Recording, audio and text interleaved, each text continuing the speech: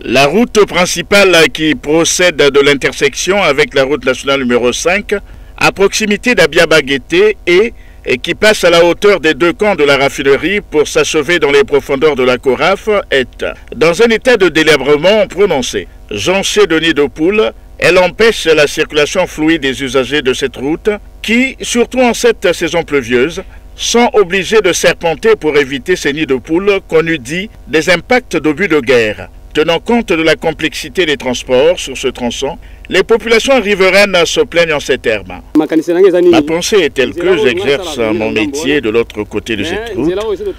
À bien voir, beaucoup de véhicules de la Corafe empruntent cette avenue. Seulement voilà, nous n'avons pas de paix sur cette route. Seuls quelques jeunes courageux s'attellent à colmater les nids de poules avec des pierres. Question d'avoir un peu d'argent des chauffeurs. Mais ces nids de poules demeurent. Je pense que monsieur le maire devrait se soucier de notre route abîmée par les nids de poules. C'est une route où passent les produits pétroliers.